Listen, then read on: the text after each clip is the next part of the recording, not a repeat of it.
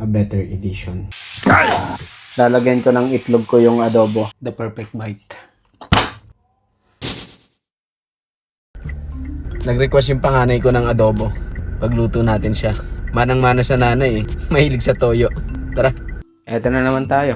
So, asensya na kung medyo pangit yung audio nung last 2 episodes natin. Hindi ko na-check maigi itong mic natin. So, ngayon, sure na okay na tong audio na to. So, start na natin kagad. Huwag na natin patagalin. Napakasimple na nitong lulutuin natin. At alam kong simple lang to. Adobo. This is my take sa adobo. So, paborito yan ng aking panganay. Meron akong sariling way para lutuin yon. Alam naman natin lahat kung paano lutuin to. Kung hindi nyo alam, since nandito na kayo, manood na rin kayo para matry nyo rin tong version ng adobo na to. Okay, start na natin. Ang gagamitin nating parts ay liempo at mga hirap kunin ribs. Tadyang. Usually pang ano lang to eh, pang sinigang. Pero gusto ko kasi sa adobo, iba-iba yung part. Ayan. So yan na yun. Yan na lahat yung gagamitin nating parts para sa adobo natin. So since nahiwa ko na to, nilagay ko pa talaga dito eh. No? Balik na natin doon. At ito lang ang hiwain natin. So gusto ko sa adobo, parang sinigang lang siguro siya na nahiwa. Tapos gusto ko may kasama siyang laman as much as possible. Pero medyo mahaba to eh. So cut natin dyan. Tapos hiwain natin ganyan. Yan, pwede yung ganyang adobo cuts. Ito, hiwain natin ulit. Natin ng 3. Medyo mataba itong nakuha kong liempo eh. Pero okay lang. Hindi naman problema yan. Gusto rin natin yung medyo may mantika ng konti, di ba? Perfect yung ano nito, haba. Di ako masyadong OC sa cuts. Tingnan nyo, may mahaba, may maiksi. Pero yan sinasabi ko, hindi yan paglabas. Tatry ko hindi palabasin si nanay ngayon. Yun, tapos na yung adobo cuts natin. Ano pa ba ang ibang sangkap ng adobo? Panggisa lang, di ba? Bawang, sibuyas. Panggisa, bawang, sibuyas. Yan lang. Ano pa ba? Bukod sa panggisa, syempre, buong paminta, durog na paminta, pink salt. Mawawala ba to? Toyo, a better edition. Yan. Suka, magic sarap syempre, mantika. Okay, so iwain ko lang dun sibuyas. Yung bawang, hindi ko na iwain yun. Hindi maliliit, hindi malalaki. So yan. Okay na yan. So, yung garlic, hindi na natin to hihiwain. Parang trip ko lang kasi na yung mga garlic medyo buo-buo. Ewan ko, sa akin lang siguro. Papaluin ko lang.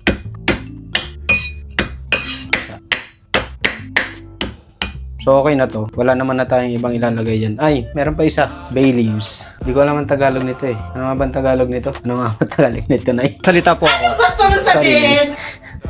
Okay, Gina. Lipat lang natin to doon. Paglulutuan natin. Saktong-sakto yan. Ganito akong magluto ng adobo. Panoorin nyo na lang. Merong iba sa atin, ilalaga muna or gigisahin muna. Ang ginagawa ko, at usually ginagawa rin ng ibang tao, inuuna ko munang prituin or sangkutsahin yung baboy. Saka natin nilalagay ito. Mamaya na to kasi madudurog lang din yan. So yun, start na natin. Mantika. Saktong dami lang siguro. Yung mantika ko nalagyan ng suka to eh, kaya baka pumutok-putok. Yun o. Since magiging violento yan, lalagay ko na to. Bali, halo-haloin na lang natin yun. So, yung paglalagay ng asin siguro optional na lang. Binanggit ko sa ingredients ko kanina, kaya asinan natin. Halo-haloin natin. Sangkutsahin lang natin siya. O siya, i-check natin ulit mamaya. Hindi ko nang makalimutan. Galit na galit na eh. Yun o! Nakita nyo ba yan? Ito. Ba't mo kasi pinakamay? May sandok naman. Intention ko talaga na magtutong siya. Kasi medyo mataba yung karne. Okay lang na nagtututong siya. Hindi na siguro bago sa inyo to, no? Pag adobo, kadalasan may itlog. Lalagyan ko ng itlog ko yung adobo. Lalagyan ko ng adobo yung itlog ko. Lalagyan ko tong adobo ng itlog. Lagayin lang natin. Siguro nagtataka kayo bakit hindi ko pa nilagay itong bawang at sibuyas. Nakalimutan ko na kasi. Joke lang. Kasi kapag piprituin ko siya, nang inuna ko yung sibuyas at bawang, matututong siya. Tutong yung yung sibuyas at bawang. Hindi ko na. Sorry, Nay. Kaya itong ginagawa ko. Wana natin ulit. Yun na nga. Satisfied na ako dito.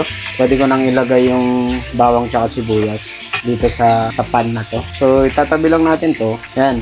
Ito na nga ang bawang at sibuyas. Kumukulo na tong itlog ko. Pag-haluin ko na yan, ganyan. Ang advantage lang nitong ganitong way, hindi matututong ng maigi yung sibuyas. So, ako itong ganito. Dami mo sinasabi. Okay, wag na natin patagalin. Durog na paminta. Konti lang. Pamintang buo. Sakto lang din. Bay leaves. Lalaki ng bay leaves dito eh. No? And bay leaves, babalkin. Putol-putulin lang natin. Tapos, pag-halu-haluin na natin. Magic sarap. Kalahati lang. Okay na yan. Haluin mo na lang. Habang naluluto na siya. Lalagyan na natin ng toyo. Ayaw magpabukas ng bunso. Baka kay Ate AJ pwede kasi request niya to. Yun, ano pang hinihintay natin? Lagyan na. Siguro mga 1 cup. 1 cup ba yan? Ewan ko. Diyan pa lang, ang sarap na. Lagyan na natin ng suka ito mamaya-maya. Luto na pala yung itlog ko. Pwede na to. Hindi ko talaga alam kung kailan lalagyan ng suka ang adobo. Pero isa lang ang ginagawa ko. Lagyan natin. Pag nilalagyan ko ng suka, hindi ko inahalo. Sabi nila ganun daw eh. Sinusunod ko na lang. Baka manuno ako eh. Joke lang.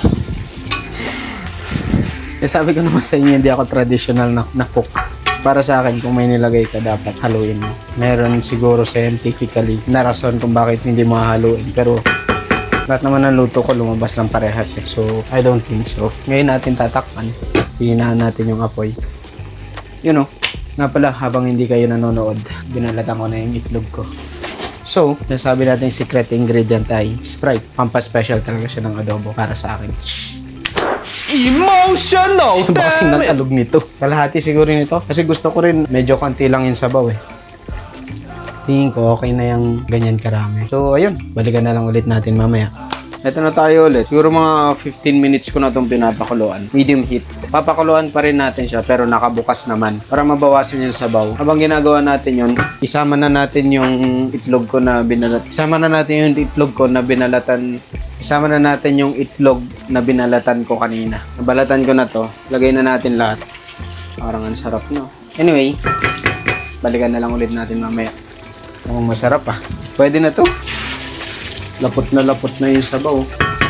Huwag na natin patagalin pa. Plate na natin. G. Whee!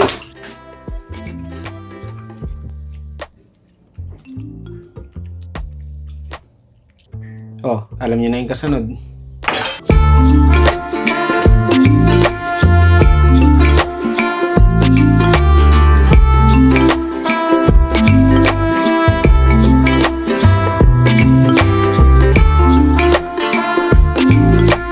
Parang ang sarap ah. Tikman na natin. Ayos ba? Kuha tayo ng laman. Itlog. Hindi lang. Siyempre yung sabaw. Kailangan ng sabaw. Bigyan natin ng sili. Yum. Oh, taste test na. Kuha tayo ng perfect bite. Kunting itlog. Kunting sili. Sabi nga ni Ninong Rai, the perfect bite. Kain tayo. At tapon ko na to. Sobrang sarap. Hindi ako nagbibiro. Dahil dyan, isa pa. Mahilig talaga ako sa manghang. May nanalo na. Lutuin nyo na rin. Kayang-kaya nyo to. Kung kaya ko, kaya nyo rin. Just do it. Tikman mo to. Subukan kita. Sige na. Papa. Sabihin mo doon oh. Tayo, gutom na ako eh. Tagal. Tara, kain tayo. Pagalitan pang. Sige na, lutuin nyo na rin to. Kakain na kami. May steak ba? Pwede na yan.